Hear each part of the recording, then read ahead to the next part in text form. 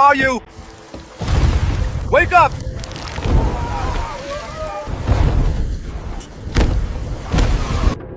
In times when the sea roared and cities were lost in their own wickedness, God called upon a man to deliver his message to Nineveh. His name, Jonah.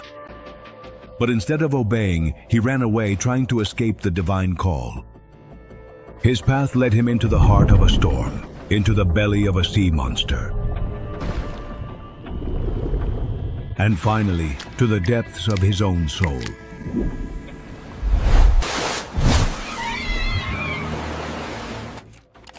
The sun was setting over the hills of Israel, and the air smelled of damp earth after the rain. In a small village, the prophet Jonah, son of Amittai, sat in silence. His heart was restless, as if the wind carried a message he did not want to hear. And then the voice of the Most High spoke, clear as thunder and gentle as the whisper of the soul. "Arise and go to Nineveh, that great city, and cry out against it, for their wickedness has come up before me." The words echoed inside him like a sharp blow. Nineveh, the capital of the Assyrian Empire, a cruel and bloodthirsty city famous for its brutal conquests. It was the symbol of power, pagan, of pride and violence. Jonah knew well what that meant. To preach there was to walk toward his own death sentence. His breathing quickened. He looked up at the sky, trying to find another voice, an alternative, an escape. But the silence confirmed the command. And then the prophet of God decided to flee from the presence of God. With determined steps, he went down to the port of Joppa, where the air smelled of salt and damp wood. The ships rocked gently on the waves, and the sailors shouted out prices, loaded sacks, bargained over journeys. Jonah searched among them for a distant destination so far away that not even his conscience could reach him. Where is this ship headed? This ship is bound for Tarshish. Beyond the known seas, Jonah felt that name sounded like an escape. He paid the fare with trembling hands without looking back and boarded the ship. The ship set sail with the wind at its back, the sails billowing, and the port grew small in the distance. Jonah took a deep breath. For the first time in days, he thought he felt at peace. But the peace that comes from disobedience is only silence before the storm. The prophet lay down in the hold of the ship. The sound of the sea lulled him to sleep, but inside him a voice kept burning that would not be silenced. "Where can I flee from your spirit? Then where can I escape from your presence?" The sky began to change. It had turned black, like molten iron. The wind roared with the voice of war, and the sea raised waves so high they seemed to devour the horizon. The ship from Tarshish shook like a toy in the hands of the ocean. The sailors, men hardened by years of travel, screamed in terror. The ropes snapped, barrels rolled across the deck, the sails tore like paper. Each lightning bolt lit up their pale faces, and with every thunderclap there was a roar, as if the very sky were protesting. Throw the cargo overboard! One by one, the sailors tossed the sacks of goods into the sea.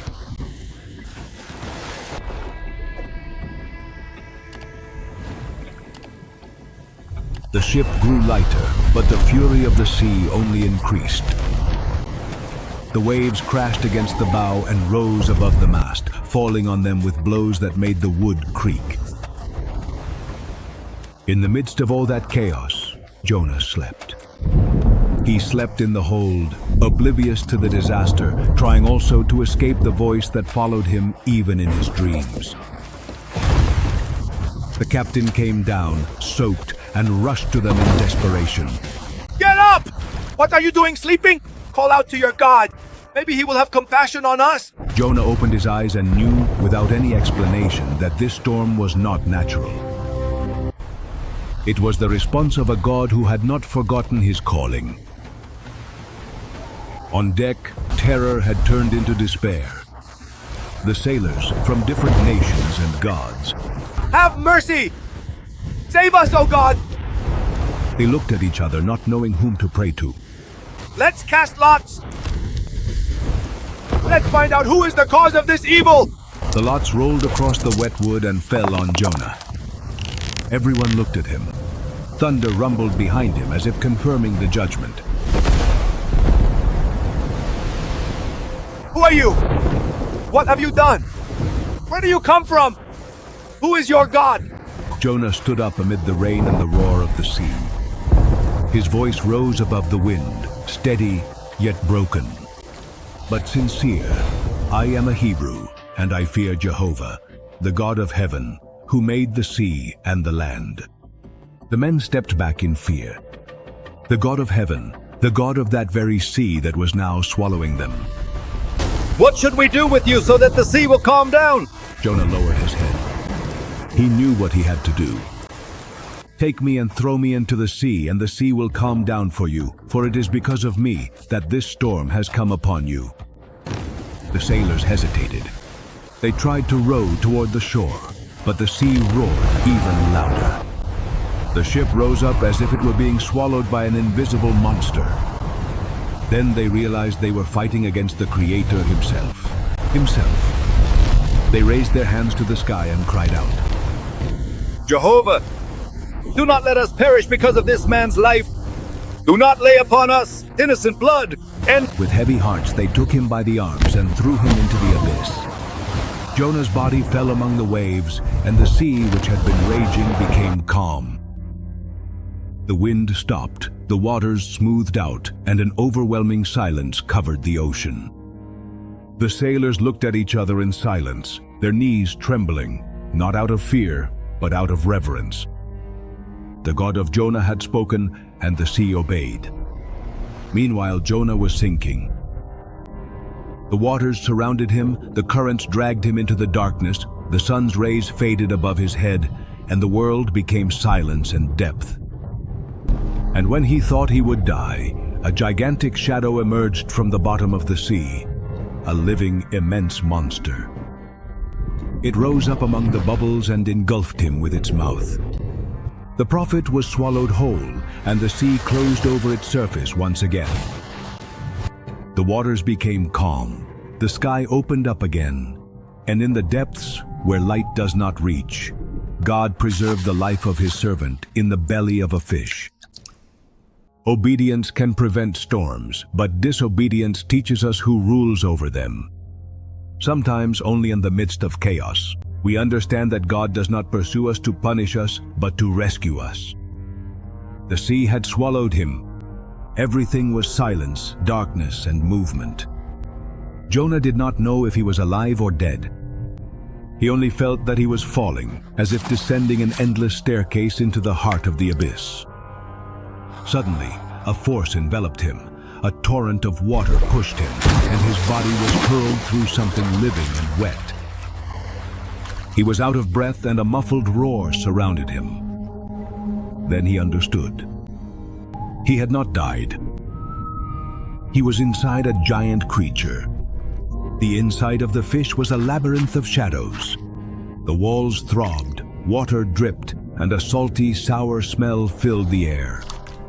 Every time the beast breathed, the space moved like a living wave. Jonah tried to move, but he couldn't. He was trapped between life and death, between earth and judgment. For the first time, the prophet did not argue with God. He did not try to run away. He did not ask for explanations. He simply breathed in the midst of the silence and began to pray. His voice trembled, but his heart burned. From the belly of Sheol I cried out, and you heard my voice. The waters surrounded me to the soul. The abyss closed in around me. Seaweed was wrapped around my head. I descended to the foundations of the mountains. The earth barred me in forever. But you, Lord my God, brought my life up from the pit. His words floated in the darkness, and though there was no echo, heaven listened. In that place, where time did not exist, Jonah understood something that not even the storm had taught him. You cannot run from God's love, because even in the belly of judgment, He leaves room for mercy. For 3 days and 3 nights, Jonah lived there. 3 days in which the creature's silence was his teacher and the darkness, his mirror.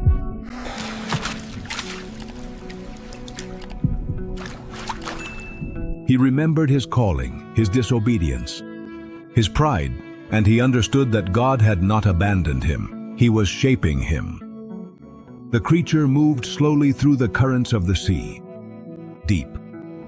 The smaller fish moved aside as it passed. No human being had ever been so far from the light, and yet the presence of God filled that place like an invisible beacon. Then Jonah lifted his face in the darkness and whispered with a broken voice, "Those who follow worthless idols forsake their own mercy. But I, with a voice of praise, will offer sacrifices to you. What I have vowed, I will pay. Salvation is of the Lord." At that moment, something changed. The monster stirred.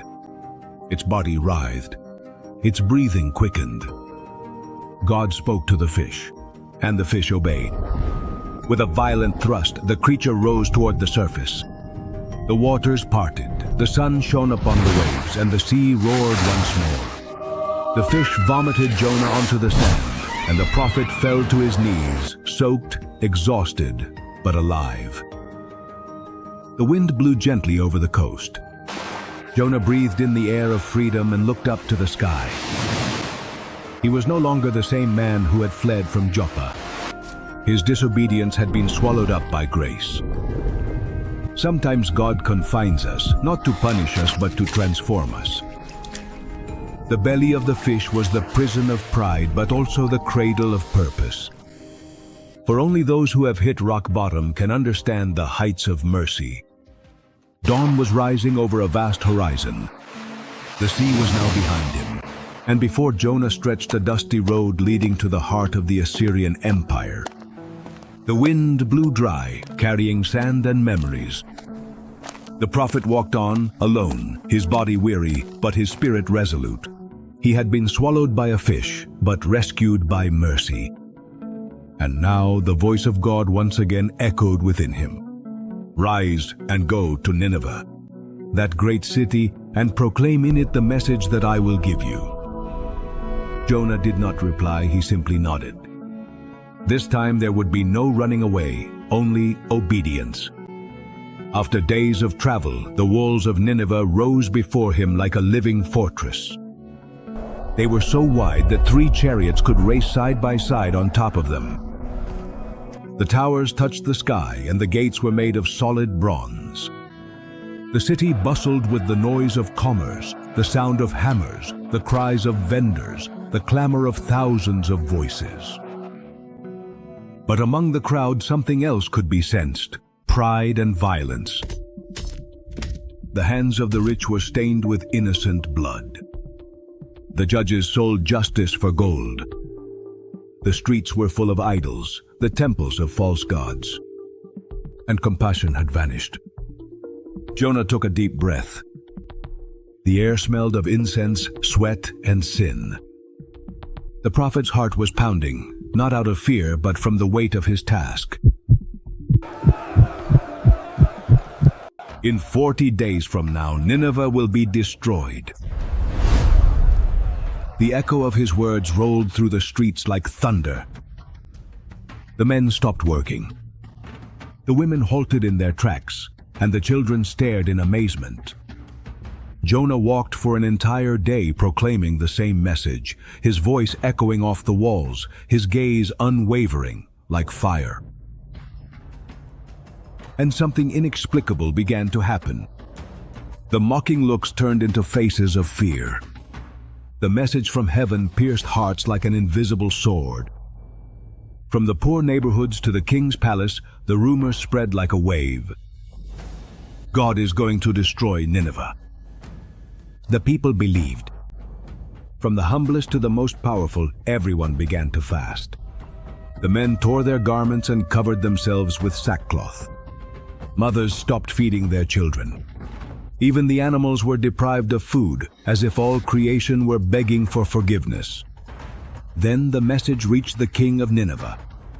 The monarch, dressed in purple and gold, rose from his throne. In an act that shook the heavens, he took off his robe, covered himself with ashes, and sat on the ground. Then he issued a decree throughout the city. Let no one eat or drink. Let everyone cry out to God with all their might and turn from their evil ways. Perhaps he will have mercy and turn his wrath away from us so that we do not perish. And heaven listened. The God who had sent judgment now saw the repentance of an entire nation. The fire that was meant to fall stopped in midair. The destruction that had been decreed was erased by divine compassion, and the Lord did not destroy Nineveh. The roar of judgment turned into a sigh of mercy. The tears of a repentant people stayed the hand of the Almighty. Jonah, from outside the city, watched everything in amazement. The prophet who had known grace. Now he could not comprehend the magnitude of forgiveness. The greatest miracle of Nineveh was not that it was spared from fire, but that an entire people bowed their pride before God. Repentance remains the key that opens the gates of heaven. When man humbles himself, judgment is halted and mercy prevails. The sun rose like a burning sword over the horizon. Jonah remained seated in his makeshift shelter, watching the city from a distance. The air was still, the sky was clear, and Nineveh remained at peace. No flames fell from the sky, no thunder announced judgment, only silence, a silence heavier than the voice of thunder. The prophet, exhausted by the contradiction in his heart, covered himself with his cloak. His soul was weary, not from the journey but from the conflict between his sense of justice and God's mercy.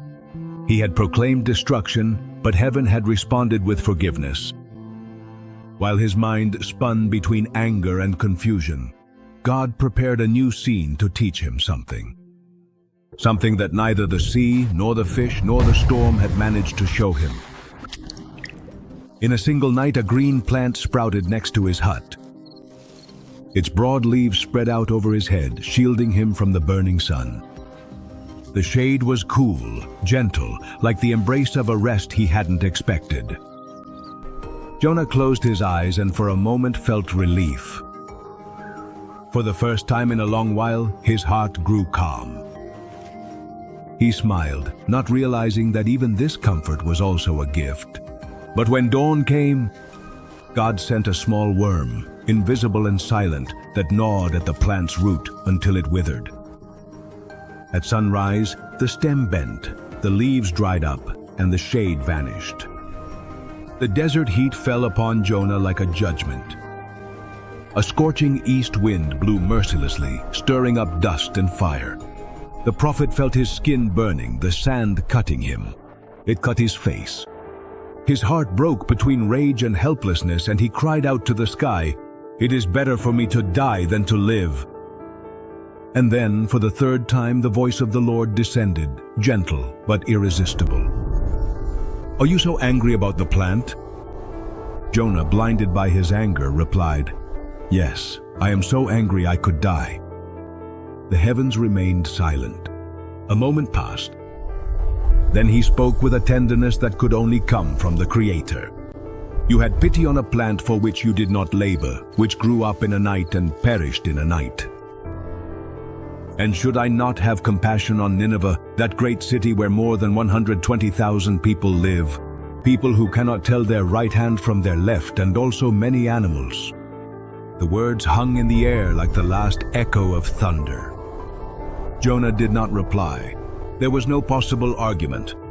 The prophet, who had once tried to flee from God's love, now understood that there is no ocean, no city, no heart that can escape his mercy.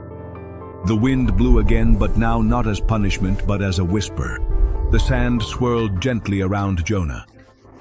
He looked at the city in the distance. People worked, children ran, animals grazed. Life had blossomed again, where he had expected ashes. The story of Jonah is a mirror of what we often experience ourselves. How many times do we also run away from what we know we must do? How many times do we hide from the calling, the forgiveness, or the change that God asks of us?